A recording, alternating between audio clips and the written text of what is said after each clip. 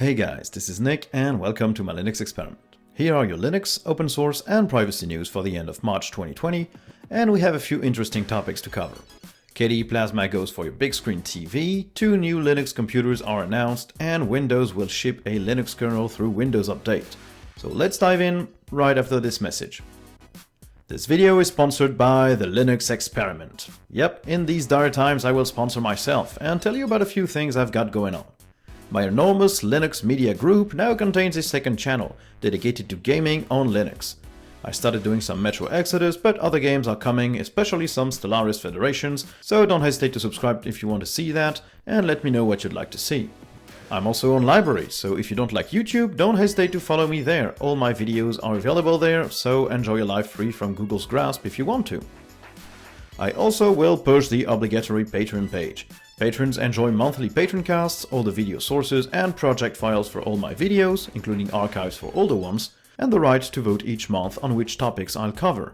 So if you feel like supporting the channel and having a bit more input on where I'm going with it, don't hesitate to subscribe there. I'll leave a link for everything down in the description of the video. Thank you for your support, and let's end it here for the shameless self-promotion. Now, onto your news. March the 16th. The Windows subsystem for Linux version 2 will ship a Microsoft custom kernel through Windows Update instead of shipping it directly through the OS itself. This will allow them to keep that kernel updated more often for users of the subsystem. Their new version should also run faster and be more resource efficient.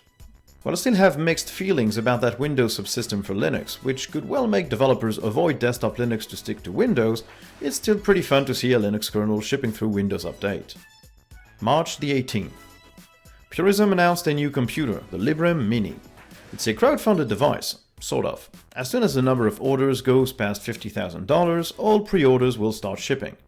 The computer itself uses an Intel Core i7 with Intel UHD 620 graphics, DDR4 RAM, and a regular hard drive disk coupled with an M.2 SSD. The configuration can be upgraded up to 64GB of RAM and 4TB of SSD storage, so it's pretty flexible as far as mini PCs go. Still, the unusual business practice of only shipping once enough devices have been sold is peculiar and does not inspire the greatest of confidence. Half Life Alyx will release natively on Linux using Vulkan. There is no timeline yet for that port, and the game is already fully playable through Proton and DXVK, but a true Linux port is always welcome. I don't have a VR setup for my PC, so I won't be playing it anytime soon, but it does look like a pretty fun game, and it's nice to step back into the world of Half-Life. March the 19th. System76, the Linux hardware maker, is working on their own keyboard. They seem to favor the mechanical keyboard route and are also considering using a custom layout, so we'll have to see how that turns out. They have a blog post explaining their reasoning behind this, and it's pretty interesting. As per my personal opinion, I don't really enjoy mechanical keyboards, and a custom layout seems unnecessary to me. It also raises the question of other language support. Will that layout only support English, or will it be adapted for other languages? We'll have to see how it turns out. The open source community is coming to the rescue of the world's various medical systems with an open source prototype for a ventilator. This one could be 3D printed easily and attracted participation from over 300 engineers, researchers, and medical professionals. It could make these kind of crucial accessories available for cheaper and free from manufacturer lockdown, so kudos to everyone who's working on that project. March the 20th. DXVK released version 1.6 of the full DirectX to Vulkan compatibility layer.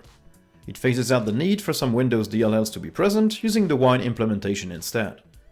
They do state that it works best with Wine 5.3, so the older implementation will still be available for people who need it. This new release also fixes a crash in Source 2 games using DirectX 9, as well as bugs and crashes for A Hat in Time, Star Wars Republic Commando, Dead Space, or Dragon's Dogma. March the 21st.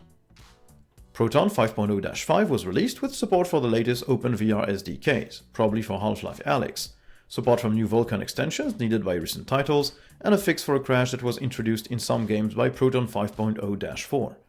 It's a small release and should already be available on Steam. March the 24th.